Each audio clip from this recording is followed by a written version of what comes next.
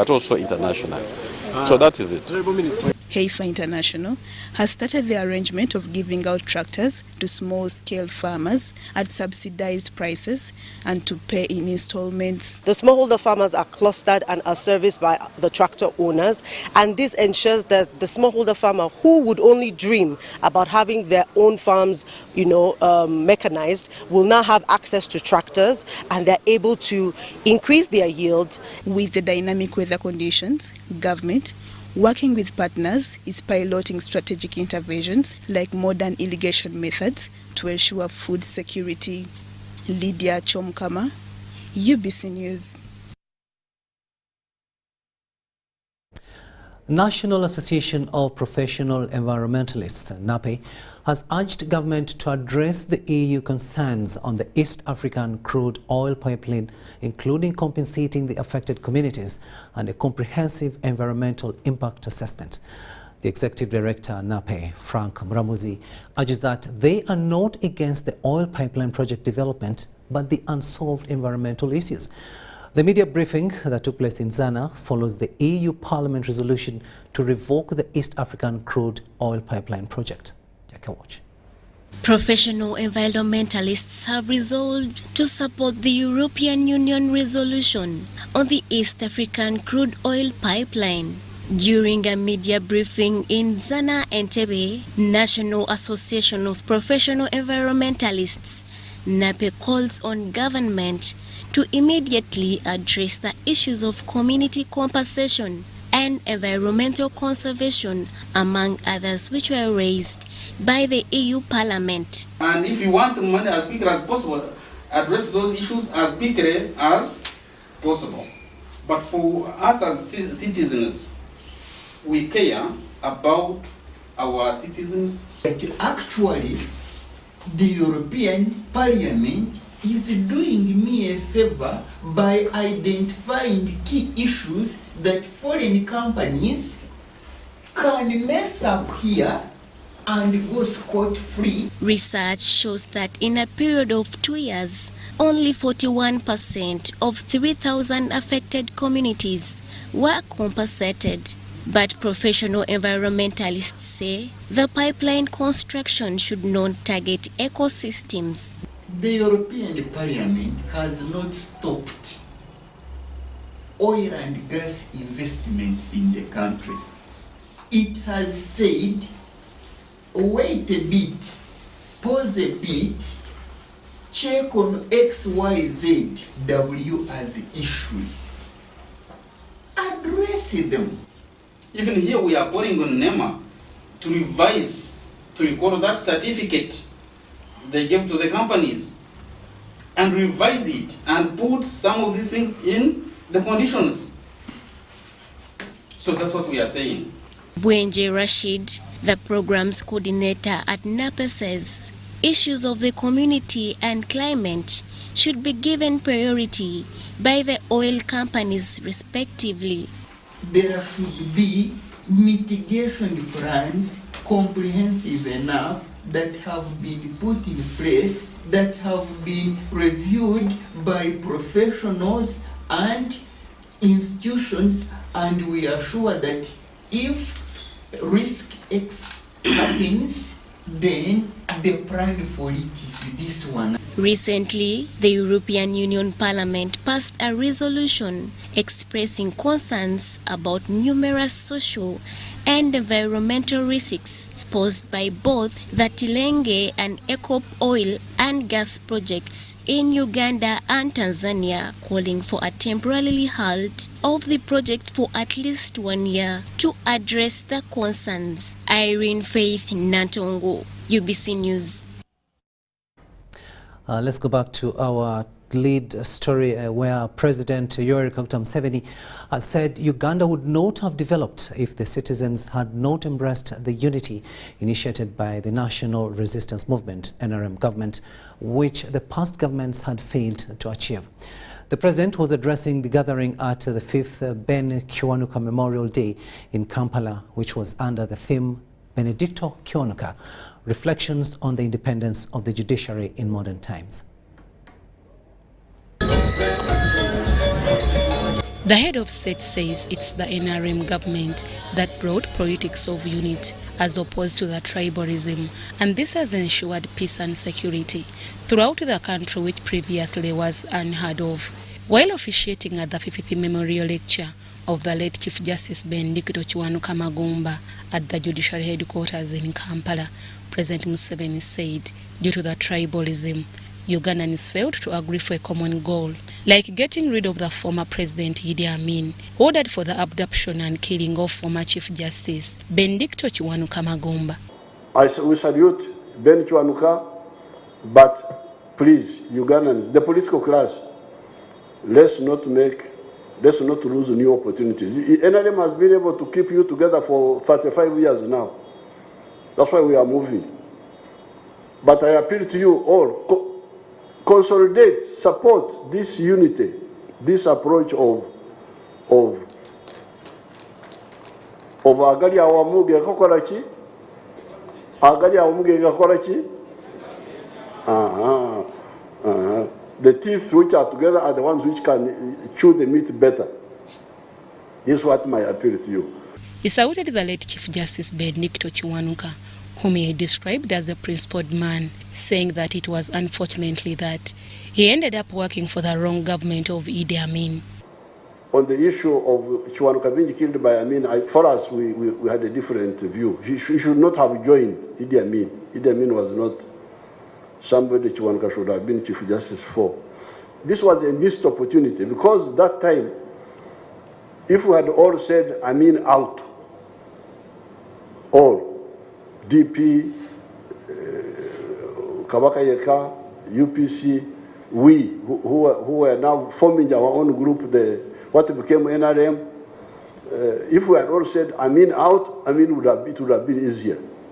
But again, we had different positions. So it was really unfortunate, but this is what happened. But I don't think you could have talked of judicial independence with Idi Amin. He couldn't. It was a contradiction in terms. He held Chief Justice Kijjanangoma for standing firm against the tribe chiefism of Mengo, saying not to push tribe agendas, but advocating for the national position. This is really what I would advise Ugandans, not just the lawyers and so on. Not just lawyers. A situation like the one of Idi Amin we should all have said no. Yeah. Similarly, the chauvinism of Mengo should have been rejected, because you can see how many opportunities we lost. We lost 1962 to have a unanimous position and say no to Mengo. Stop. I can assure you, if Obote had joined Ben, there would have been no trouble in Uganda. The president reiterated his commitment to support the judiciary to bring services closer to the people of Uganda. The Chief Justice Alfonso Unyidoro thanked the family of Bendicto Kijjanangoma for giving Uganda their son, who served as a politician, as a private practitioner, and Chief Justice of Uganda. So our intention, our plan as part of our transformation agenda, Your Excellency, is that we man these courts with competent judicial officers who from time to time are afforded training, their capacity is enhanced, with a robust inspectorate. The inspectorate is not going to be a Kampala or a headquarter affair. We're going to have regional or even sub-regional inspectorates where each judicial officer, and I've said this and some people have going to say, including the Chief Justice, should know that there are people who are going to breathe over his neck.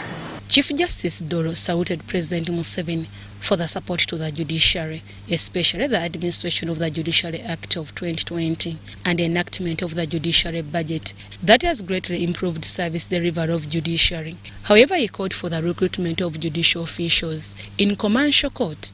The commercial division of the High Court, which has about 6 judges, has about 4 trillion shillings just locked up in that court. If in addition to the 10 judges which the budget of this financial year allows me to recruit, you found money for me to recruit 10 more judges, I would release within 12 calendar months all these trillions of shillings that would make a monumental impact on the economy of Uganda.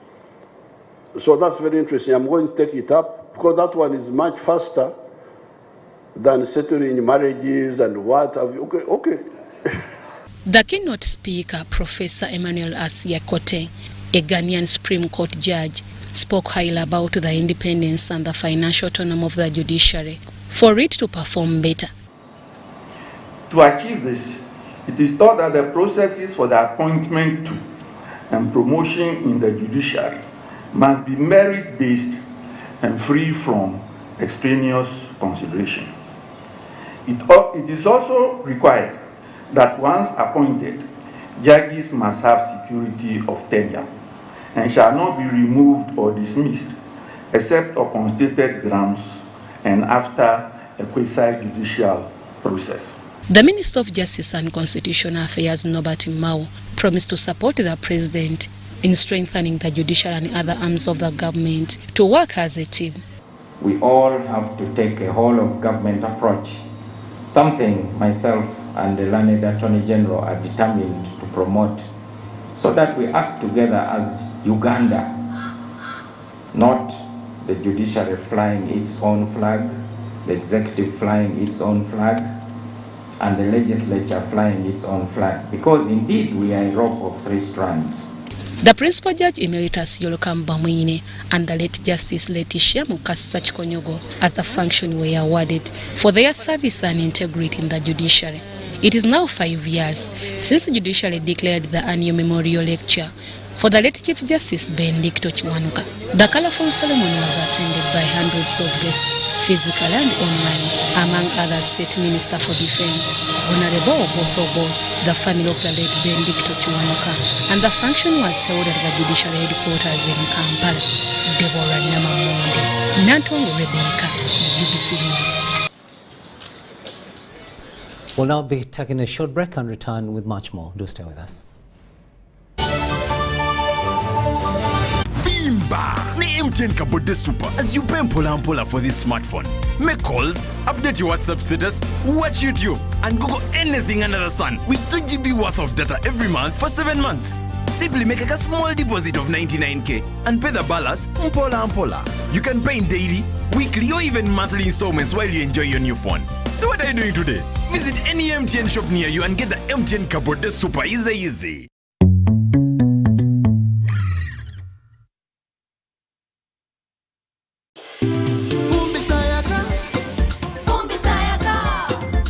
Cooking with electricity is now affordable. Cook your beans. Avoid smoke. Sayaka. Cooking with electricity is now so affordable with the Fumba tariff set by the Electricity Regulatory Authority. With the Fumba tariff, you can now buy up to 70 units of Yaka at a reduced price of 412 Uganda shillings per unit after consuming your first 80 units of the month. For more information, contact the Electricity Regulatory Authority on 0200 506 000. Quatesimu! Get the 4G smartphone of your dreams today and pay as you use. Choose from the Tecno Pop 5 Pro, Tecno Pova Neo, Samsung A03 Core or Nokia C10 and pay conveniently in daily, weekly and monthly installments for a period of a year using Airtel Money. You will also enjoy free 3GB and 100% bonus data on weekly and monthly bundles every month for 3 months. Visit any D-Lite shop or select Airtel Money branches countrywide and get one today. Terms and conditions apply. Airtel, the smartphone net. At Timex Nutrition Center, we advise you on the right foods to eat, exercise profile to adopt and lifestyle strategies which are compatible to your blood group and genotype. This empowers your body to prevent and treat many diseases like diabetes, blood pressure, arthritis, ulcers, obesity and many others. For more information, find us at our head office in Kampala on Nassa Road, Conrad Plaza, 2nd floor or call 0758 819 952 or 0778 288 361. We also have other branches in Bara and Jinja. Meet Professor Petero. He knows something every hustler in UG is gonna love. Oh, see. You see, I was just trying to get the documents to register for Airtel Money. You don't need the documents. You just set for register. Yes. Become a safer and more efficient cash-free business today. Easy. No mixing your business money with your Kameza money. No, that's efficient. Airtel Money. Instant, secure, borderless.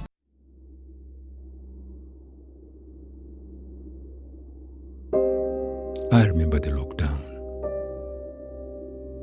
when the streets were empty and our lives disrupted, when businesses closed and our livelihoods hung in the balance. Hospitals were full. We lost loved ones, jobs, and hope. Our children couldn't study anymore. We cannot let this happen again. We should not go back. Get fully vaccinated against COVID-19 and join the millions of Ugandans who are already vaccinated.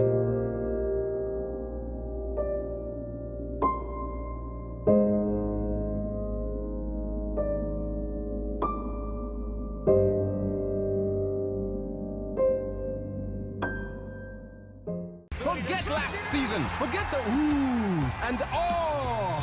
Forget every moment that stole the show, because the real show is here on GoTV. It's the new season. It's action-packed, and it's going to be non-stop football. With over 1,000 games from more than 7 leagues and cup competitions, plus a World Cup. Make sure you get the best seat in the house this new football season. Get a GoCoder with 1 month of GoTV value for only 25,000 Uganda shillings and enjoy non-stop football. GoTV Uganda. Love it. Stay connected on the largest 4G network in Uganda using the Airtel 4G Pocket MiFi at only 75,000 Uganda shillings. It comes with 15 GBs free, valid for a month. You can connect up to 10 of your friends and family at a go. Visit the nearest Airtel shop to get one today or call 0800 333 330 for free delivery within Kampala. Dial *175 *9# to activate free 15 GBs. Airtel, the smartphone network.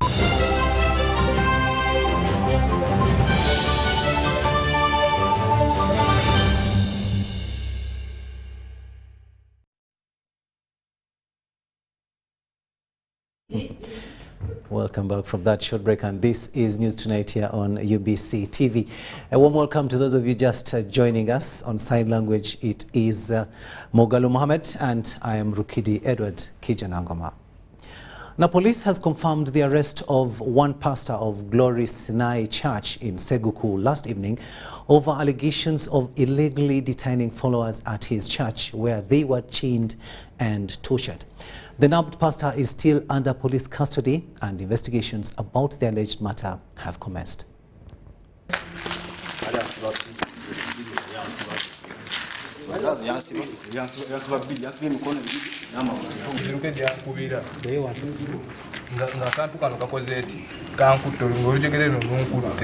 It was a tug of war as the operatives faced strong resistance from some of the believers who didn't want their savior to leave them in the event of being forsaken.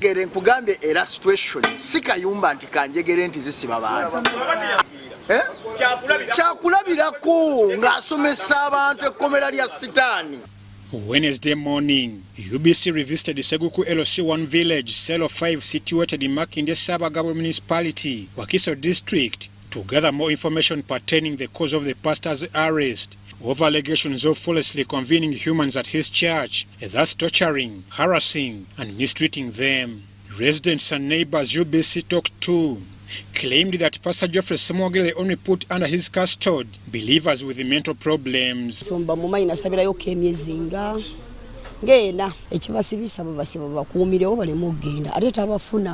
nti abagurabinga abantu babaleta nti balaba n'emmotoka baziyingirawo nga zibatwala. Mbeera yo yabadde mbi nnyo, just kumuleetera amagye oyinza ogamba yabadde n'emmundu si byamaanyi nti bandize mu buntu. ebitono by'emanyi nti badde bajja baleeta abalalu nga bakuba amayinja bamu batabuse emitwe kati nga bw'omanyi omulalu era taba muntu nga bantu balala bw'atuuka mu banne abakuba bikibwe bityo. We also managed to access Grace Night Church premises after the incident last evening, only to find the doors closed on any intruders. In a flash, the wife to the jailed pastor found her way out of the church and drove away. Speaking to the village chairman, Seguku LC1 Cell 5 Godfrey Kijjanangoma confirmed that Semogere's church has lived for years in his area and shared its foundation goals. As Pastor Semogere came to me when he started the church from I'm there. It was formerly a residence, then he turned it into a church. He thought he could have some counseling and rehabilitation of these people who are actually mentally disturbed. Yeah? So when he started it, that's when he started receiving those people, and including those who are actually mentally disturbed. Kijjanangoma ascertains that he advised the arrested pastor to seek the patient's treatment at Butapika Hospital in addition to the special healing prayers he conducted. When started bringing in those people who are mentally disturbed, I advised him to get in touch with Butapika, and I think I wrote a letter to that effect. Kampala Metropolitan Police spokesman Patrick Onyang confirmed the police's investigation into the matter. He, however, called for any information from Butapika Hospital for their collaboration with the Semogere's church in healing the mentally challenged. He's still with us at Kajansi Police Station. We have so far recorded statements from witnesses and about 8 victims. Hearing rumors that people were being removed from Butapika and taken to the pastor for prayers, and after that they get healed. But we have not got anybody coming to make that statement on record. I'm Ivan Juko for UBC News. Now, in our continued series about the formation of political parties and their impact towards Uganda's independence on October 9th, 1962, Timothy Sibasi in part 2 looks at Progressive Party formed in 1955 by Edidad Mulira, the Uganda People's Union UPU formed between 1958 to 59, and how the Uganda People's Congress of Dr. Apollo Milton Obote formed in 1960, merged with UPU to form a consolidated party politics in Uganda, presented a consolidated common program to the people for complete independence in 1962. Details in this exclusive report featuring Dr. Samuel Kazibwe, a lead researcher, a lecturer at Uganda Christian University, and a scholar of philosophy at the University of KwaZulu-Natal in South Africa.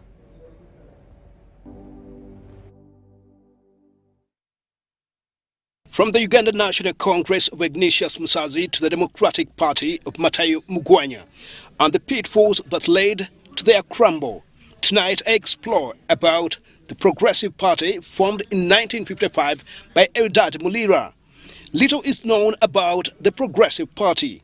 Like other pitfalls that characterize the crumble of UNC and DP, the PP was not exceptionary, and towards independence in 1962, it experienced a phase of leadership struggles which completely ran it down. By 1961, Mulira, the founding father, had already been replaced by Dr. Babumba. In fact, at a later stage, it explains why majority of them collapsed. Even those that acquired power at independence could not survive. They collapsed over their own weight. Much as it was able to send its constitutional proposals to the Constitutional Commission towards independence, it was unable to send a representative neither to the Legislative Council nor to the London Constitutional Conference. So you can't blame Progressive Party at the time for failing to have a representative in the Legislative Council here in Uganda and a representative in the Lancaster Conference. In fact, you had 3 important meetings leading to our independence. You had Mabra House 1 in 1960, you had Lancaster 1 in 61, and Lancaster 2 in 61 towards the end that heralded our independence. With that, the PP was no more. it collapsed on its own weight. Its exit from Uganda's political arena in the build-up to independence gave birth to Uganda People's Union between 1958 to 1959. It held a nationalistic image. Its leadership came from different social groups and regions of Uganda, unlike other parties which were largely Baganda-led and Baganda-based. UNC, Uganda National Congress, Democratic Party, had battled the British for some time before joining those political parties because they had participated in the politics from the 40s. But here you had a new entrant, and the British were much more comfortable in dealing with Milton Obote. Like other political parties that were built on religious foundations and later contributed to their pitfalls, the religious factor too played in the formation of UPU, though its founders kept on denying the claim. There are quite a number of undisputable facts that the Democratic Party was largely started by dissatisfied Catholics who felt that they were not being effectively represented by the existing political parties. While the Democratic Party was formed by Catholics to fight injustice, the Uganda People's Union was formed to contain Buganda's political hegemony and bridge the gap where the Baganda were really failing to facilitate the struggle for independence. It was a problem then. It is also a problem today.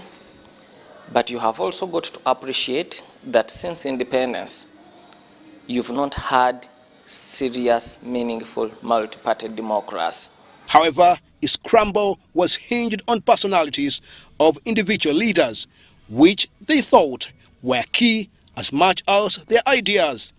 So Obote was able to lead Uganda to independence because he lacked principles. For him, the end justified the means.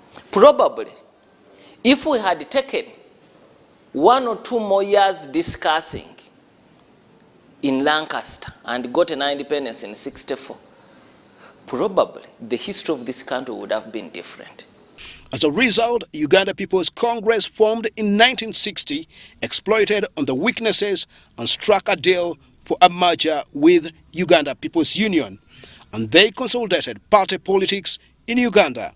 They represented a common program to the people for complete independence in 1962. Within the Uganda National Congress, there were 3 main disagreements. 1, the Catholics; 2nd, the Protestants; but 3rd, the Uganda royalists. I do not subscribe to the view that if a party is based on religion or an ethnic group, then it can't flourish in a democracy. It is an outright lie peddled by the West to demonize anything not known to them. Despite of these, there were other parties, but which did not have a significant impact.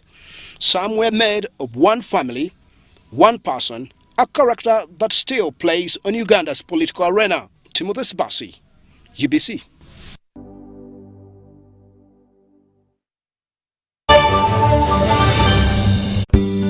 At Timex Nutrition Center, we advise you on the right foods to eat, exercise profile to adopt, and lifestyle strategies which are compatible to your blood group and genotype. This empowers your body to prevent and treat many diseases like diabetes, blood pressure, arthritis, ulcers, obesity, and many others. For more information, find us at our head office in Kampala on Nassa Road, Conrad Plaza, 2nd floor, or call 0758 819 952 or 0778 288 361. We also have other branches in Mbara and Jinja. Vimba! Ni MTN Kabode Super as you pay mpola for this smartphone.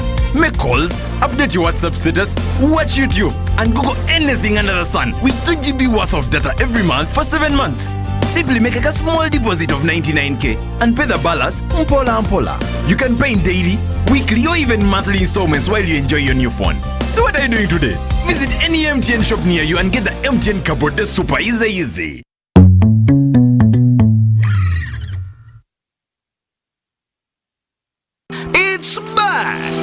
After 2 years away, the Uganda International Trade Fair is back. The Uganda Manufacturers Association excitedly invites you to the 28th Uganda International Trade Fair from October 3rd to October 10th. Visit more than 1,000 manufacturers, traders, distributors, and business people from all sectors at the Uma Showgrounds in Lugogo. We are back to innovation, products, and world-class manufacturing excellence. Entrance fee is 10,000 shillings only. Select manufacturers will offer discounted prices of up to 50%. Enjoy live performances from your favorite artists as we celebrate 60 years of Uganda's independence. To book space, call 0703 552 444.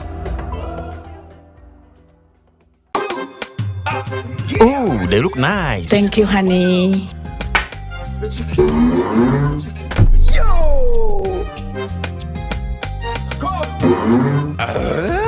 Yo!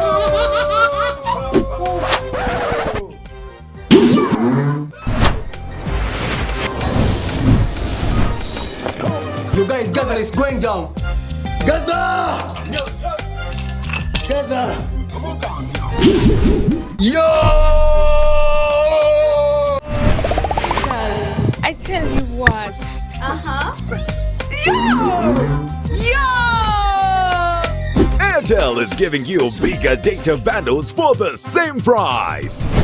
Dial *175# to choose from our range of bigger Chillax bundles that don't expire. Bigger monthly bundles, all for the same price, and stay connected longer to loved ones. Airtel, the smartphone network.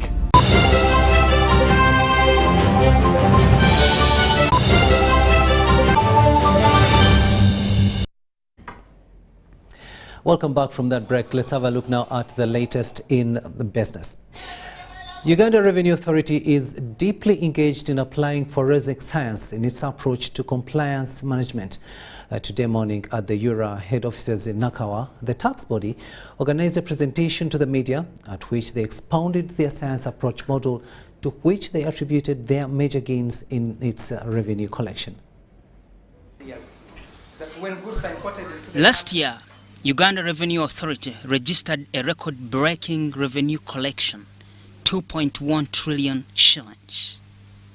Reason: science.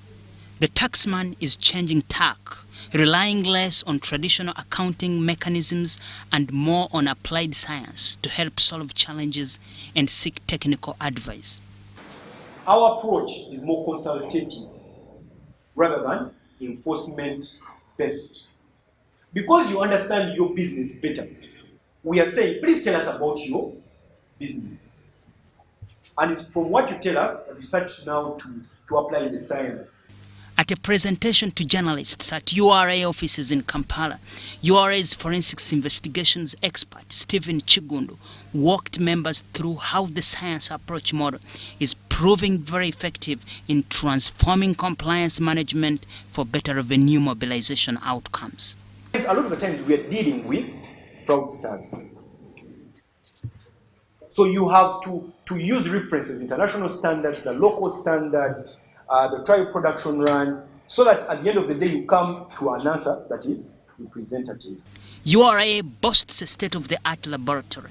As part of its function, the laboratory identifies and puts in proper tax context items suspected to be ill-labeled, misclassified, or undervalued, thus saving much revenue for the government. We're growing it every day and becoming bigger and bigger and making much more impact.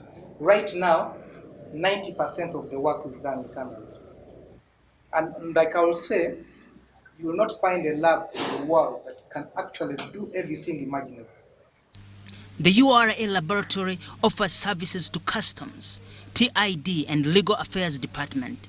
It provides arbitration in disputes between URA and taxpayers, identification and control of illicit goods, advisory services during formulation of tax policies, among others. Ali Kamlegea Asaba, UBC News. The government's massive investment in developing border-to-border ICT infrastructure is lauded for supporting innovation and business growth. According to Godfrey Kabyanga, the State Minister for ICT, adoption and utilization of the new technologies, especially in the fintech space, will spur financial inclusion across the country. He made the remarks at the unveiling of a new partnership between Zente, a homegrown fintech, with Visa here in Kampala. And that is our new product on the market, the Zente Visa card. The Zente Visa card will be helping companies manage company spend and also subscription management. The Visa card is both virtual. Zente, a locally developed financial technology, has partnered with Visa, a global leader in digital payments. The partnership, with a core purpose of enhancing digital payments, is a milestone to Zente, which has steadily grown since its launch in 2018. Most of the time, you associate digital payment or a brand with big organization, government initiatives. But fintechs, we also believe that we need to empower, we need to support, and we need to help them scale as they are bringing some value-added services that are relevant for our consumers. Over the years, government has invested massively on information, communication and technology infrastructure with the goal of connecting the country on a fast, efficient and reliable network. The mission is to create a suitable environment for businesses to thrive and ease communication. According to Godfrey Kabyanga, the State Minister for ICT and National Guidance, the move is yielding positive results. Our role is to ensure we put in place good investment policies and the infrastructure. And you, as citizens, your role is to harness those good policies and the infrastructure to do business and grow. Through this partnership, Zente and EcoBank are optimistic of contributing positively to government's financial inclusion agenda. Zente will support, with this, will be supporting corporate and SME businesses with a virtual or physical card, and that card will run on what I called the bank identification number. And more importantly, what will ensure at the back end is to ensure that the transactions are processed seamlessly, and more importantly, they are secure. These cards allow Ugandan companies to pay globally. But like I said, not just pay globally, but then they're able to track, control, and report these payments in real time. The business community in Uganda is urged to embrace the new financial technologies in order to avoid inefficiencies associated with cash transactions. Marion Awori and Dennis Sigowa, UBC News. Beat the back-to-school hustle today. Pay school fees conveniently using Airtel Money. Dial *185#. Select option 6, school fees. Select to pay using Bridge Schools, School Pay or Beg Pay. Select option 1, pay fees. Enter student number. Enter the amount. Enter the PIN number to complete payment. Airtel Money. Instant, secure, borderless.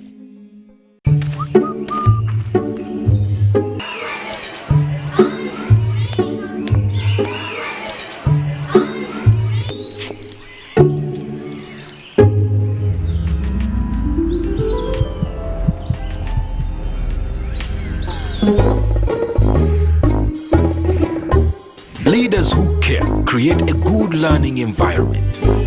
Because a good school equals a better life. Raising voices.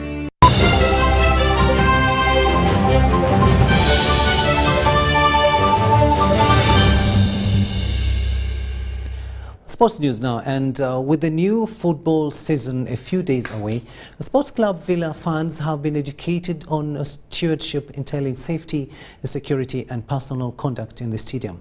John Barnes Santamu reports. Sports Club Villa first Vice President in charge of mobilization and funds affairs, Engineer Ben Misaga, says it's paramount for club funds to set precedent that attracts fresh funds and subsequently sponsors. The meeting we are having today is to align our funds to move in the same direction with the executive. Secondly is to instill discipline and to show our fans that if you lose a game, you don't need to fight. This was during a half-day stewardship training workshop targeting Villa Fans Club's executive members that are tasked to educate their members on conduct. We are guarding ourselves from losing points in the boardrooms, where games are abandoned to things which will reduce our percentage in terms of performance in the boardrooms. The workshop was hosted at Wanguluko Stadium and attracted several speakers. Ekyo senga tukitambuza ne tukimanya tuviri self-made buli muntu wano yandibadde afaayo okulaba nga tukuuma abantu kyebadde boogerako ekyempisa ffe ne twawukana. SC Villa fans are steadily becoming exemplary, and it's believed that such workshops will only better them to suit the club's legacy of most successful in Uganda. John Burns, Sentamo, reporting. Uganda Netball Federation has launched its 2022-2023 Uganda Netball Super League that throws off this Saturday at TLC Kamocha. 2 games are scheduled to throw off this season's Uganda Netball Super League that gets underway this weekend at TLC Kamocha. Posta will play Africa Renewal University, while Mutalex Life Sport dares Uganda Christian University. We shall be using 4 venues for first round. We shall be visiting or traveling to Busia. We shall be visiting Kamocha, TLC. We shall be using Old Kampala Sports Arena down here where we are. And also we shall be using Bombo. A total of 132 matches will be played in total for first round and second round. And we shall have 66 matches played for first round. The league will have 12 teams, but notably reigning and record champions National Insurance Corporation, whose Joan Nampungu speaks the club's readiness. We have league team. We have had enough preparations for this league to defend our title because we have defended this league for so many years, the years that I cannot count. We have had enough from our management. The team is ready to face any team that is going to come our way. Other teams in the league are Weyonje, KCCA, Prisons, Police, UPDF, Luwero UGX, and Busia Great Alliance. On behalf of my team, we are very ready because I remember by the time when we finished the last season, we had managed to finish second position. But our major mission and the goal was to be number 1. But I promise this time around, we are going to manage to take the trophy. This season, fans will pay to watch, with the federation costing all 4 games per match day at 4,000 Uganda shillings. The money will be shared out proportionately amongst the clubs, with the federation also getting a percentage. At the end of the season, 2 teams will be relegated and 4 promoted. John Burns, Sentamo, reporting. And finally to Arusha, where Uganda has continued to shine in the ongoing Federation of East Africa Secondary Schools Sports Association Games in Arusha, Tanzania. Take a watch.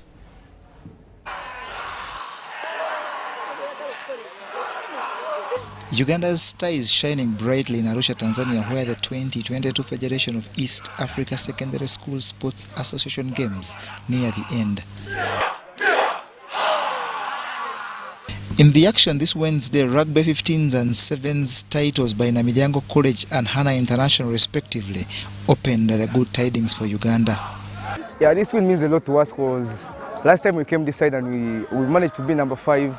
It was really a tough fight, but then you had to sit back and check on our mistakes and polish up. This is our badge, and it means a lot to win this time because last time we got bronze, this time now we have the gold and want to keep up like that. Uganda then followed a rugby success with immaculate displays that climaxed with overall title in swimming. There were also good results for Uganda despite finishing 2nd overall to Kenya in athletics. Uganda, that sent 35 schools in 12 disciplines, is targeting further success with a dynamic SS in the boys handball final, while Kawanda SS will vie for the girls handball gold. In football, Kibuli SS will play Budo in the semi-finals, while a defending champion St. Mary's Kitende faces Kenya's Highway in the other. Uganda also fancies its chances in table tennis, girls football, boys volleyball and netball.